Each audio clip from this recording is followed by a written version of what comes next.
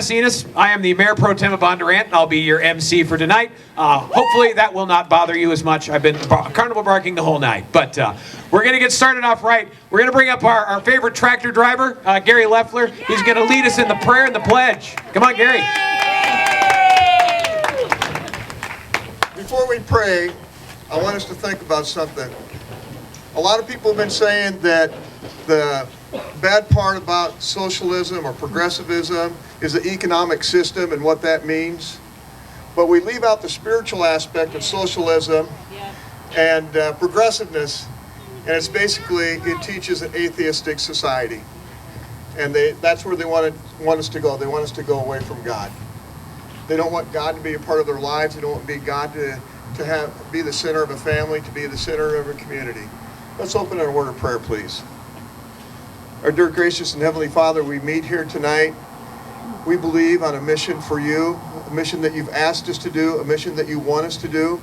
You use men as your vessels. And each and every day that my prayer is this: it is good to call you Master, and it is good that I am the servant.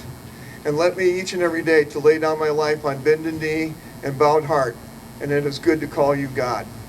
So each and every day as we reflect upon the men and women that have served this country so faithfully, and as we go by so many memorials and we see what the sacrifice that has been brought forth so that we can have this so precious country. So God, before you we come, we lift up our hands and we seek your grace, we seek your face, we seek your mercy. God bless the rest of this evening tonight, and God bless America. Amen. Amen. Shall we say the pledge? I pledge allegiance to the flag Of the United States of America and to the republic for which it stands, one nation under God, indivisible, with liberty and justice for all. And let's thank these two right here for ACB! Yeah! Well done, Gary. Beat me to it. Well, I want to thank everybody for being out here tonight. You know, we got 6 days. We got 6 days. And it's cliched. We say it every year, but this year it actually matters. This will be the most important election of our entire lifetime, possibly in the history of the United States. We are at the edge of a cliff, and we have one guy who is standing between us and that cliff, and that's President Trump. We're out here for him. We're out here for Joni. We have to hold that Senate seat. We're out here for David. We got to retire Nancy Pelosi back to California where she belongs. So 6 days. What are you going to do in 6 days? For the next 6 days, we got to keep our nose down and we got to win this race. Now, I'm going to introduce a guy who won a race like that. We held Eastern Polk County in the middle of the blue wave. We fought hard. We knocked how many doors? I don't even know how many doors we knocked. We made 10,000, sure. It was enough that in the middle of a blue wave, we won out here a former Democrat stronghold by 16 points. And that's something we got to do this time if we're going to keep the president in office, if we're going to keep Joni, and we're going to get David back. So what I'm going to do next, I'm going to introduce our local state representative, Brian Lohse. He's a guy that's got it done. Welcome to my town, Bondurant, Iowa. Served here for 10 years on the city council. I'm so proud of everything that's been accomplished in this town. It's been accomplished in East Polk County. As we sit 3 miles away from what's going to be the economic driver, not only of East Polk County, but the state of Iowa. And thank you for that, Governor, as well, for your hand in that. Amazon opens in probably a month. And that's going to drive everything here in Polk County, East Polk County, and I'm so excited about that. But we didn't get there because we're Bondurant. We got there because, in part, at least, in a major part, because we're a state that is run with fiscal conservatives, that is run with people that care about other people and the way to do things right. And that starts in the Iowa House, where I'm at. We have a $305 million surplus thanks to the leadership in the Iowa House, the Iowa Senate, and the governor's office. That is why we need, in the state of Iowa, to return a majority to the House. It's so vital that we continue that momentum, that we continue those principles as we chug forward through this pandemic, recover from it, and that starts here in Polk County with Amazon and everything that's going to come with it, with Facebook, and we keep chugging that throughout the entire state, and we're poised with that because we have a fiscal conservative House, we have a conservative Senate, we have a conservative Terrace Hill. We're going to do it. We're going to come out of this far better, I think, than even we started. We're at, what, 4.5% unemployment? And it's a good problem to have. It's a great problem. And we thought we were good a couple, 6, 7 months ago. But that doesn't stop there. Doesn't stop here in the state of Iowa. It's got to continue throughout this country. It's got to continue in the House of Representatives by putting David Young back there. Gentleman who cares about Iowa, who cares about individuals, who cares about this country, and who cares about doing things the right way. It also vital that we put Senator Ernst back in the Senate. We have to hold a majority in the Senate if we really want this country to not end up where Joe Biden wants us to be.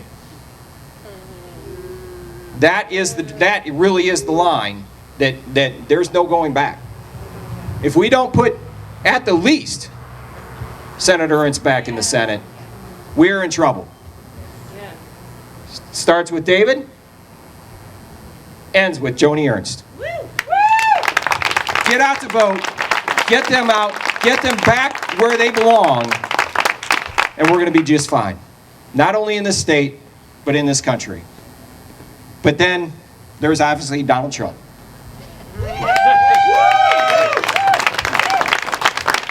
If we really want to go forward in this country and go in the right direction, that's also with Donald Trump. Get out to vote. Get your votes in. If you got your absentee sitting on your desk, get Wes a call, give me a call. We'll get them in for you. Get them in and get voting. Show up next Tuesday. Let's make sure next Tuesday when I'm sitting in my watch party, hopefully I'm getting elected. Yep. But it can be hopefully a short night because I'm old and tired and I can get to bed early and we can declare a winner for so we can declare a winner in David, in Joni, and Donald Trump. So I can go to bed early. Please, get out and vote. But as I mentioned, this state is in incredible hands in Terrace Hill with Governor Kim Reynolds. She leads us in the legislature. We work together tremendously to do what's right for this state and lead us in the direction that we need to go. And over the past, since March, what a road we've all endured. And she's done everything, I think, right. She's done everything, as best to her ability. In 2 years, and I'm not going to, this is not a preview. I'm not going to speak for her, but I'm just going to say, in 2 years, this is the woman that we need leading us in this state. And I'm looking forward to another 2 years working with her, and I'm looking forward maybe beyond that a little bit. So I'd like to introduce the governor of this great state, Governor Kim Reynolds. Thank you. And thank you for your amazing job in serving your constituents. He is working hard every day on your behalf. And we do have a great working relationship with the House and the Senate and the governor's office. It is a team effort. We have great discussions behind closed doors, and we come out as a unified team. And because of that, we are making a difference. In the last 4 years, we've made incredible progress, and we want to keep that up. Hey, I just want to tell you the momentum, the energy, the enthusiasm, it is with the Republicans. And I am seeing that as we travel across the state. It is incredible. I have been with this amazing United States Senator Joni Ernst all day. We started in Red Oak, we went to Atlantic, we went to Council Bluffs. Here, and stop in Des Moines and then here, and the crowds and the energy have been just incredible. And so 29,000 in Omaha for the president's rally, 10,000 in Des Moines on short notice. I mean, that is energy because Iowans and Americans, they know how important this election is and they know what's at stake. So I just want to say how proud I am to stand with each and every one of you as we fight to defend life, liberty, freedom, and the Constitution that protects it. Yay! I am proud to be a governor that puts her faith in our people because they are resilient, they are responsible, they are safe, and they will do the right thing. And that's the reason we kept over 85% of our workforce working and businesses open. Yes, it's the reason that we are getting our kids safely and responsibly back in the classroom. And it is why, to his comment, it is why our fiscal health is strong. We closed fiscal year 20 with a balanced budget. Our cash reserves are full, $770 million and a $305 million surplus. That takes leadership. I think we're all ready to turn the corner with 2020, ready to move on, right? I love what Joni said. I steal this all the time from her. Let's just put up the Christmas tree and call it good. You know, I think, yeah, let's do that. But I think it's shown us that leadership matters, and that's why it's incredibly important that we do everything we can to re-elect Donald Trump for 4 more years. He's a leader, he's a fighter, and he is a president who puts America and Americans first. He has an incredible record. This is an administration of action and accomplishments. So many we can't even list. Promises made, promises kept. It is incredible, and it just excites me and motivates me to really continue to go to the mat and do everything we can to work with our Congress and the President and continue to see great things happen, not only in the state of Iowa, but across this country. It's also the reason that we have to go to the mat and do everything we can to re-elect our great United States Senator, Joni Ernst. I mean, guys, Chuck, you waited so long for a partner. We got to make sure that we continue to have somebody that's a partner with you, right? Yes. I'm telling you, they know that this seat is the path to maintaining the majority, and Joni's going to talk about this, but it is unconscionable the amount of money that's being put into the state. Over $120 million of outside money. They think they can buy this seat. They think they can buy Congress. They think they can buy the presidency. I got one simple question for all of you. Now get ready. I want a resounding response. Can Iowans be bought? No. Can Iowans be bought? No. No. And we're going to show them that on November 3rd by electing Republicans up and down the ticket. And here we go. The pathway to the Congress also runs through Iowa. I have had the opportunity to travel his district with David. He knows every aspect. He knows every business. He can tell a story about every community that he's been in. And guess what? David shows up to do his job. Yes, he understands that Iowans expect you to show up if you're going to have the opportunity to serve them. Now, it seems to be a common theme with the other side about not showing up. Where are they? Teresa didn't get very far on her RV tour, did she? No. She's been hiding in the basement because she might have to answer a question. And we got $120 million coming into the state. Who do you think she's going to be beholden to? Iowans? No, not you. So let's do everything we can to make sure that we send David back to the United States Congress and continue to represent us in the great manner that we have. I think I go to her. Okay, then one last thing and then I'm done. And then please make sure that I come back with the majority in the Iowa House and the Iowa Senate. Because that is the only way that we can keep positive things happening. And Senator Grassley will tell you, if you got a split legislature, you got the minority driving the agenda, and we don't want that. So help us up and down the ticket, from the courthouse to the state house to Washington, D.C. We have an opportunity to turn this state red, and we can't do it without you. So get out there, vote, talk to your neighbors, your family, talk at church, just get people to the polls, and let's get it done, and let's finish strong. God bless you all. Thank you for being here, and thanks for everything you're doing for Republicans up and down the ticket. Now I get to turn it over to, as I said, somebody that fights every day on behalf of Iowans. She is a tireless advocate for our farmers, our veterans, working class families, and just single moms. She's got a great record. She works across the aisle. Again, she's somebody that gets things done. So give it up for our great senator, United States Senator Joni Ernst. Thank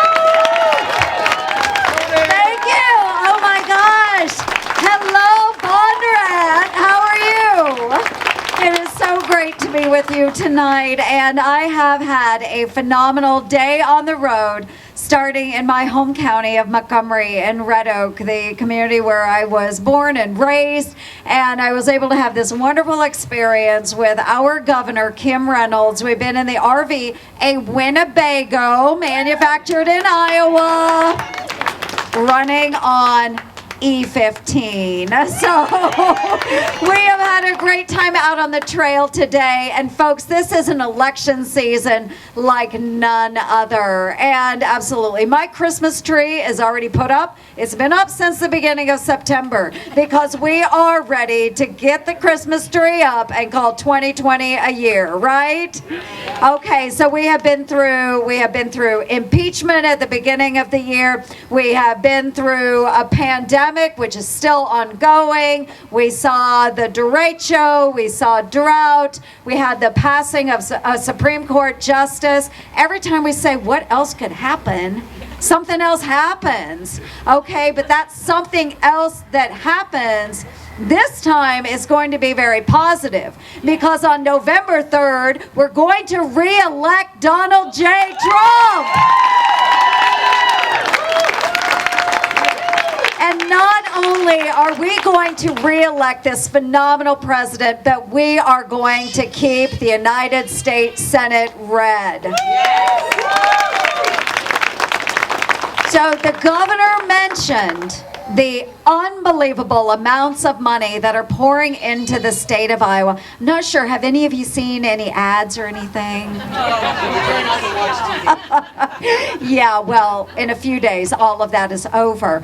But what I do want you to understand and know is this literally is the tipping point for the United States Senate. Over and over again, we have heard the media say, whichever direction the United States Senate seat in Iowa goes will determine the majority in the United States Senate. So I can't emphasize enough how important it is that we keep this Senate seat. So folks, I am asking for your support. We have to get this done on November 3rd. So how much money is being spent in Iowa? At the end of the day, come November 3rd, we will have seen over $200 million spent on this race alone. Wow. This race alone. This race, this year, this race, my race, is the second most expensive Senate race in the United States. Second only to Tom Tillis's race in North Carolina. Why North Carolina? It also is a purple state. These states will determine whether we have a Chuck Schumer majority or whether we retain a Republican majority. So I am very, very excited, folks. I have an opponent who is a failed real estate executive. She's been sued many times over for shoddy workmanship, breach of contract, late payments. What else? Oh, yes, that little thing in 2018 called felony election fraud. What? No way! So the Teresa Greenfield's, her campaign in 2018, when she was going to run against David Young, was caught forging signatures onto her petitions to get her name onto the ballot. So is this the type of person, and a bankruptcy to the tune of $29 million that she stuck to Iowa businesses. Meanwhile, she lives in one of the wealthiest zip codes in the state of Iowa. Does this sound like the type of leader that you want to send to the United States Senate? No! Thank you for that. I appreciate that from this crowd. But folks, I have truly spent a lifetime of service to my communities, to my state, and my nation. Not only have I served in private industry, but I've also served as a public county elected official, as a county auditor in Montgomery County. I served as a state senator in Southwest Iowa, now serving in the United States Senate, and I'm so honored to do so. But beyond that, I've served over 23 years in the military between the Army's reserves. Thank you. Between the Army Reserves and the wonderful Iowa Army National Guard, where I was honored to lead 150 of our Iowa Army National Guardsmen. God bless my truck drivers and my mechanics, but we led the way in Kuwait and Iraq, delivering supplies to our warriors up north. So anyway, a record of service that I will put up against Teresa Greenfield any day, any minute of our week. So I appreciate the support that is coming from all of you. We will continue to do good things. And of course, Senator Grassley did wait a very long time to have a partner in the United States Senate. And I have been so honored to serve with our senior senator.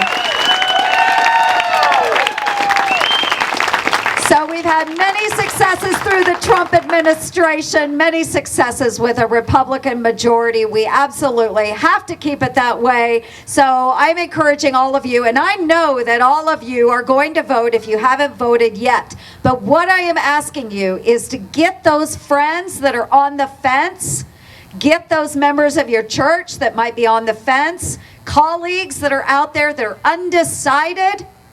Tell them why they should be voting Republican. We have a wonderful record of success. We need to encourage their support as well. So my next guest that I am going to introduce to you, and thank you all so much for your wonderful support. I can't say it enough. Thank you, thank you, thank you, thank you. Thanks, Gary. Thank you, thank you, thank you from the bottom of my heart. It's been an honor to serve you, and I look forward to that next term. We're gonna do it, okay? We're gonna do it. Now, the next guest that I am going to introduce is somebody that we absolutely must have back in Congress. And I will let him tell you exactly why we need to have him back in Congress. A little hint, I don't appreciate who's casting my vote over in the House right now. But this gentleman, I was able to serve with him for a number of years while he was in our United States House. And let me tell you how wonderful it was not only to have a great mentor in Senator Chuck Grassley, but to have a reliable partner serving us in the House, someone I could walk over and talk to about legislation and make sure that Iowans were being represented on the floor of that House. Okay? A great partner to me in the Congress. And folks, that gentleman is your next Congressman, David Young. Wow. I should have let her speak a little longer. Are you ready to hit the trifecta at the federal level by returning President Trump back to the White House? And returning Joni Ernst back to the Senate? And retaking this 3rd district seat that is not Cindy Axne's, but it's yours. Well, we're going to do it in 6 days. Every election is important. This one is consequential. We just mentioned the names on the ballot. A lot of big issues out there that affect our lives. But this one seems bigger than that, right? Than just names on a ballot. Or just issues. This is really about whether or not we're going to remain true to the principles and ideals of our founding framers and fathers and remain a republic, or if we're going to try something different that the other side is bringing over pretty aggressively, right? They're using the term socialism. If they're going to bring it to the table, we're going to crush it. We're not going to eat it, folks. We can't. We're not. We never will. Because this is about freedom. This is about the sovereignty of the individual, right? This is about equal opportunity. This is about where our rights come from, God and not government, right? This is about if you do fail, it shouldn't be at the hands of the government, but if you do, you know that you have a community, you have a family member, a neighbor, even a stranger, to help you get up and get to where you need to go and where you need to be, because that's who we are. Now, the other side is about your rights coming from government, and if they can give them to you, they can take them away. They're about identity politics and groupthink and tribalism and equal outcomes and catering to the lowest denominator. And that crushes the individual. That's not who we are. So we have a battle on our hands, right? And in 6 days, we're going to go to the polls. Communities and individuals have done that over decades and century, right? Or 2.5 almost. To determine their self-governance. This great miracle of a country that God gave us, we have a responsibility to keep and defend and promote to make sure it lives on for the future for this young lady right here. Right? Well, you see, this is the greatest country in the world to ever exist. And those new amen, little one. You know it. Every new country, it seems, that we hear about, that is getting out from under the throes of a dictatorship or tyranny. What do? They say, show me that U.S. Constitution. Show me these liberties, these freedoms. We have people who are trying to burn cities down in the United States of America. They say they don't like it here, they say. Well, they're not leaving, are they? They're staying here because we're the greatest country in the world, and those around the world want to come here. We are that shining city on a hill. So let's defend this great Constitution. I know you. You know me. And now we know Cindy Axne a little bit better now, don't we? Well, Cindy, she campaigned as a moderate, common sense, middle-of-the-road problem solver, and she gets in there and right away she runs to Nancy Pelosi and votes with her 95% of the time. That's not Iowa. And her votes hurt Iowa. Taxing you to pay for campaigns. She advocates repealing the tax relief, which would raise your taxes, would cut the child tax credit in half. You see what's happening to our economy? We need to get back to where we were 8 months ago, and we're traveling that way to have the greatest economy the world has ever seen once again.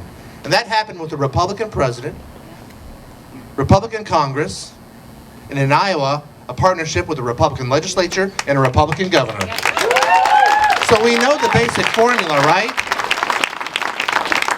And we have to keep our economy open and growing. And my opponent, like Joe Biden, he talks about a dark winter. That's fear. We are optimistic, hopeful people, right? And my opponent, she wrote you a letter, right? And said, shut it all down, Governor Reynolds. Shut it down. Poverty is a killer. And you know that. And what happens with the American dream when you shut it all down? What happens with that little girl's dream? It's nowhere to be seen. So she hurts Iowa with her votes when she shows up to vote. See, she's got a little voting problem, right? David? Not only had she just missed votes here and there throughout her history as a congresswoman, but you know, she voted for a new House rule, never been done before, that allows, it's a Nancy Pelosi, she shoved it through, all the Democrats voted for it. It says that other members of Congress in other states and districts can vote for other members of Congress.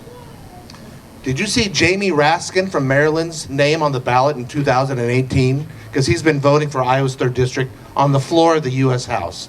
Well, the thing is, in 6 days, we're going to get rid of Jamie Raskin and Cindy Axne and not have to worry about that anymore at all. But you know that in Iowa, when you hire somebody, you expect them to show up, right? And if they're not doing the job, they better give you a pretty good excuse, but it's been crickets from her. But we don't have to worry about that in 6 days.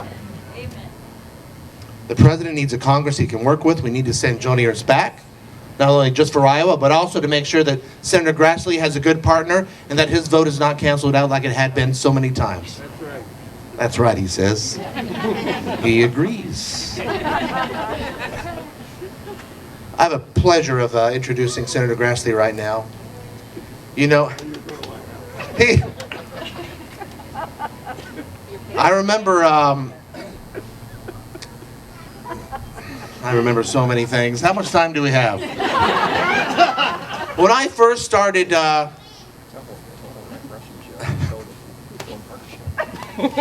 there's kids here, I can't tell that one. But I had gone to Washington to work for Senator Chuck Grassley, to work for Iowa. And I didn't get in with him right away. But I kept relationships with the office and Senator Grassley and his staff. And one day his chief of staff came to me and said, David, let's have lunch. Are you interested in being Senator Grassley's chief of staff? I said, you bet. And the next day we had breakfast. You, Barbara, your former chief, and myself. And we sat down in the U.S. Capitol, had breakfast. I bought a new tie the day before. And when we sat there, he said, okay, David, now I want you to be my chief of staff. And, I need you to start as soon as possible because my guy, he's leaving. And I said, Senator, I would love to be your chief of staff and work for Iowa, but under one condition. What do you mean under one condition? Who questions me? I said, I'll work for you in the state of Iowa and the people of Iowa if you promise you're going to run for re-election and you're going to serve the way you've always served by putting people first. And he said, well, you bet your bipper I'm going to run again. And then they stood up and left me the bill. But I think I won in the end. Senator Grassley has been there when we always needed him, right? Yeah. When it came time during the farm crisis, fighting for Iowa's farmers and rural economy, he was there. God puts people in places during certain periods of time, right? That's right. Sitting with the gavel in the Judiciary Committee, right? When we needed a Supreme Court nominees to get through during the toughest times. That farmer came out at him, right? He saw the end of the field and he said, I'm gonna plow. And he got to the end. Thank you. And by sitting at the head of the Finance Committee, the committee in charge of taxes and protecting Social Security and Medicare, thank you for making sure that that's protected. When he was chair of that Finance Committee, he said, I'm going to do whatever I can to work with any president and anybody to make sure Iowans who go to work and sweat every day keep more of their hard-earned dollars because you can spend it better than Washington, D.C. So thank you for putting more money in the pockets of people.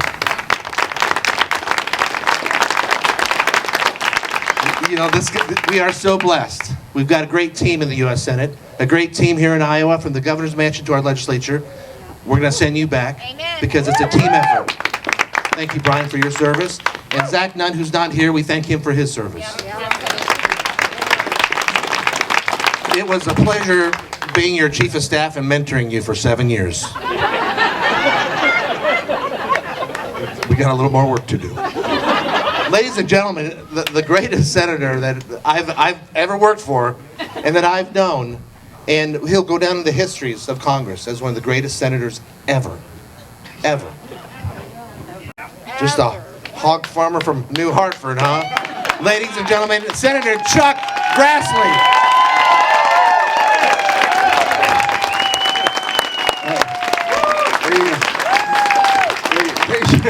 They should have charged admission for this show. Okay. Now, you folks know that I speak for a long time, but before you start looking at your clock and timing me, a couple things came to mind that I ought to say before I start my speech.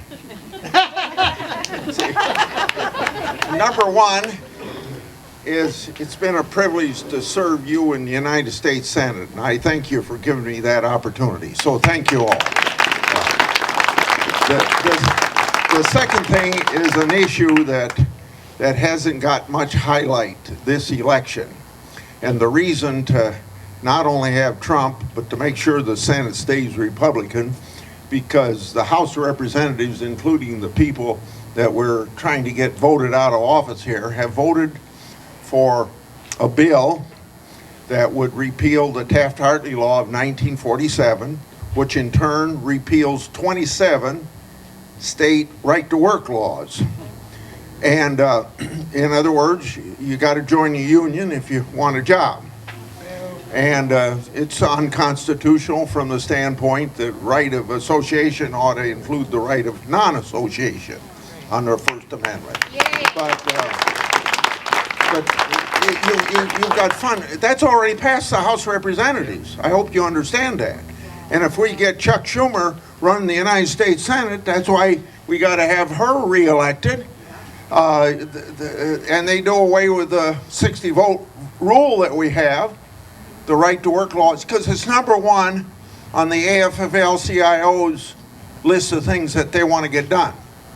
So now start looking at your clock.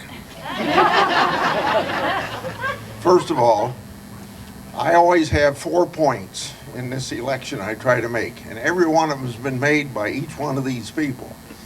So I could say, like we do in the United States Senate, everything that's been said on this subject has been said, but it hasn't been said by me, and by golly, I'm going to say it.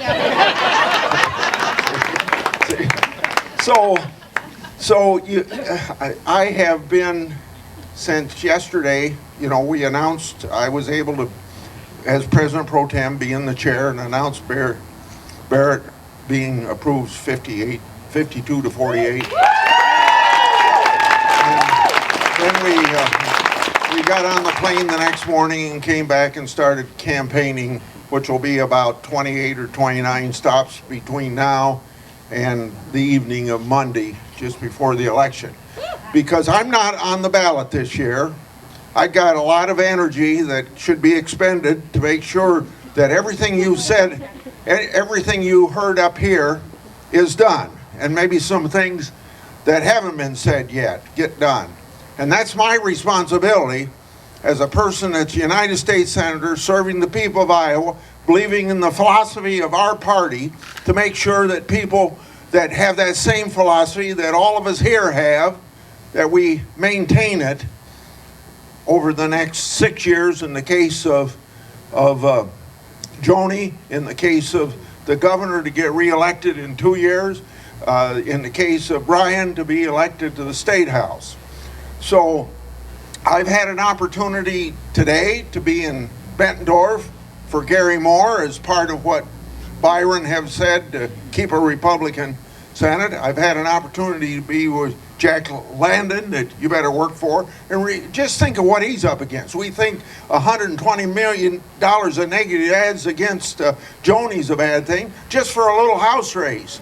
For 4,000 people have contributed $1.3 million against his opponent, and out of 4,000 contributions, only 160 have come from this district, this state.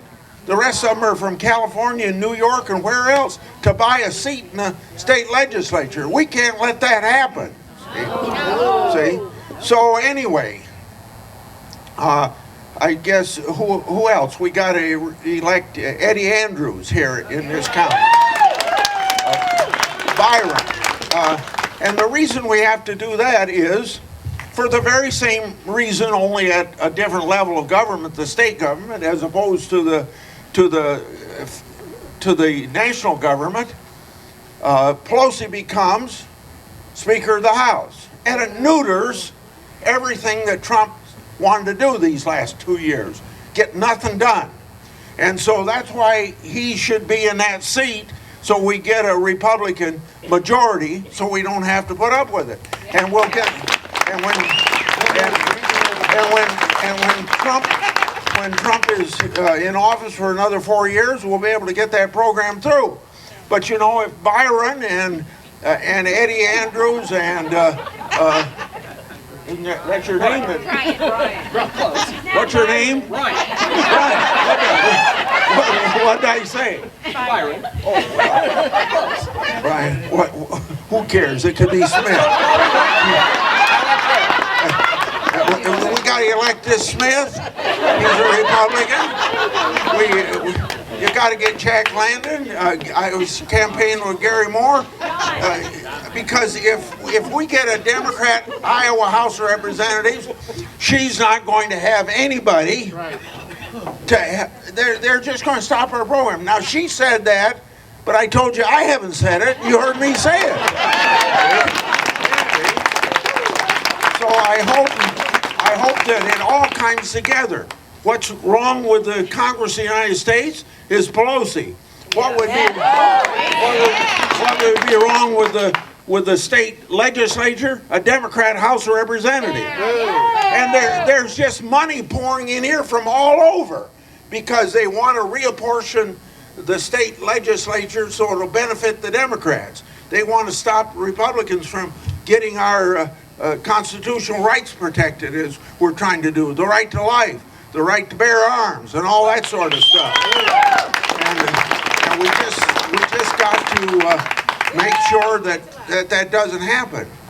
And now here's not a difficult thing to talk about, but you heard the enthusiasm of Joni. Yeah. And she said she wanted to stay part of this team. Now, can you imagine? She wants to still continue to work with me. That's see. Oh, yeah. But I know some of you think that'd be pretty difficult. See, but anyway, the first thing is you got to understand.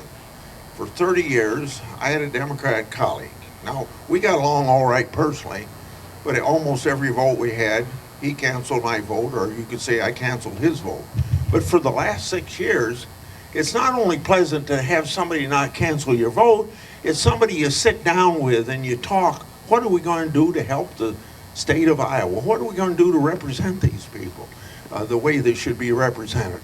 And such a team that we just got to keep it together, not just so my vote's not canceled, but because working together, you can accomplish more for your people than if you're working separately. One person's going this direction and the other person's going this direction. Even though maybe we're doing it with the best of thought about what's right for the state. But it works out a lot better if it's a Republican way. That's right.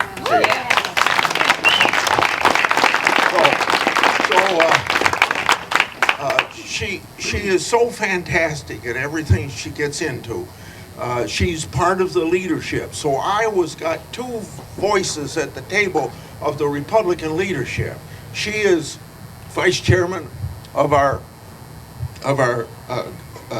research, and we got me as president pro tem out of a group of 10. Iowa has 5 so you got to keep that there. Now, she worked hard to get at that table. The only thing you have to do to be president pro tem is be 87 years old. You get there because you're born at the right time, you know. See, but she worked real hard for that. That's just one example. Of how. But she's on 4 committees. I hope you understand that most of us are on 3 committees. 5. Well, yeah, there's. Yeah, you're right. See? And so she only said that because I only serve on 3. So. Anyway, but she's earning her money, and you can say I'm not. See? Okay. So, but I see her all the time, just working real hard. And you don't see that, but I hope you'll take my word for it. And what she does for veterans, what she does as a member of the Armed Services Committee, the number one function of the federal government is make sure you're protected from foreign powers. What she does on the Agriculture Committee to represent the farmers, what she does on the Environment and Public Works Committee to make sure that we have a strong ethanol industry. I see it all the time. And I hope you'll just send her back, not only with your vote, but as many other votes as you get now. It's just so important. We can't have Chuck Schumer be majority leader. See? And let me tell you, if Chuck Schumer is majority leader, Chuck Grassley can't be president pro tem of the United States Senate, even though I got another couple years on me. See? So there's one other person. President Trump. I don't leave him to last to be last. I leave him because here's a person, for the first time in the history of the country, we haven't had a politician be president of the United States. And he's got a little different approach to government, but it's a right approach. Because he comes to Washington maybe not really understanding how Washington works, but that's good. Because for people in Washington, you know, everything in Washington's government. Even if you're in the private sector, you're still making your money because government's there. And in the final analysis, you just think of government is the answer to everything. And he doesn't accept that. And you know, I know Washington's an island surrounded by reality. You don't know that because you live in the real world out here. And if you've never been to Washington, but go to Washington for 6 months and you'll come back here and you'll realize how it just isn't the real world. And Trump is challenging all the things that for decades and decades was considered the only way you can do things. And it's a doggone good thing that we got somebody that's coming up and challenging the status quo.